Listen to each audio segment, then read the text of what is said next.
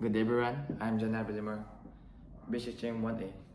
Today I want to share my thoughts and personal viewpoint about some of the rising issues we are facing in our country. These are problems that continues to affect our lives in every day. We have ghost flood control projects, substandard infrastructures, and higher taxes among Filipino workers and consumers. So let me start with the issues of ghost flood control projects. We all know how serious flooding can be in many parts of the Philippines. Every time a strong typhoon hits, countless families lose their homes and their belongings and sometimes even their loved ones.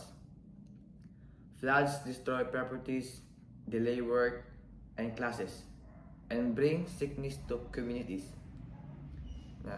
Now imagine learning that some of the funds that were supposed to prevent these disasters were spent on projects that do not even exist. These are called ghost projects, are supposed to protect people from floods, but in reality, they only exist on papers. The money disappears, the projects are left undone, and the people are left to suffer. It is truly heartbreaking and frustrating to see how corruption continues to thrive in our country instead of using the budget for resolutions like proper drainage systems and flood barriers or river rehabilitations. So the money ends up in the hands of a few greedy individuals. Because of this, the cycle of disasters and poverty continues. The government must be strict in monitoring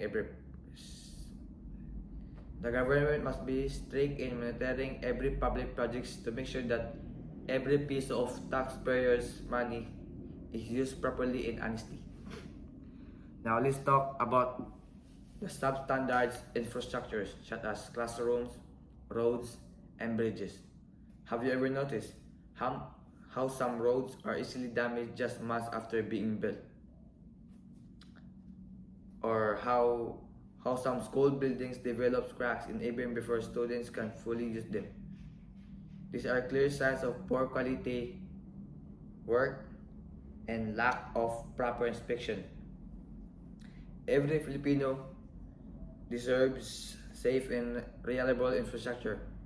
Our students deserve classrooms that can withstand typhoons and earthquakes. Our communities deserve roads and bridges that are strong, safe, and durable.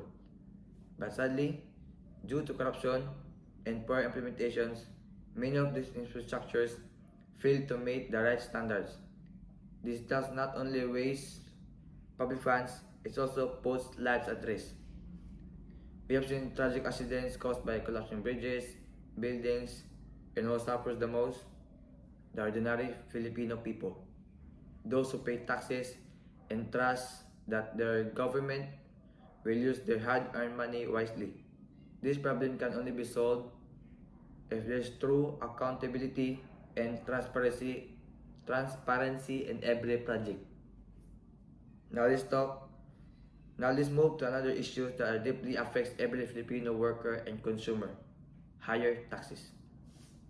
Every month, millions of workers receive their salaries only to find out that a huge portion of it goes to taxes. On top of that, the prices of goods, services, and utilities continue to rise for many families. It feels like their income is never enough. The cost of living keeps increasing while salaries stay the same. This creates a huge gap between the rich and the poor.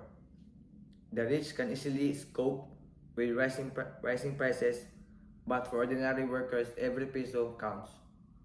Some have to work 2 or 3 jobs just to survive. Others are forced to live in the country to find opportunities abroad. Paying taxes is a duty as a citizen. But it becomes frustrating when we don't see the positive results of our contribution. People would not mind paying taxes if they could see good roads, better healthcare, quality educations, and fair opportunities for all. Sadly, many still question where all the money really goes. So, so what can we do about this problem?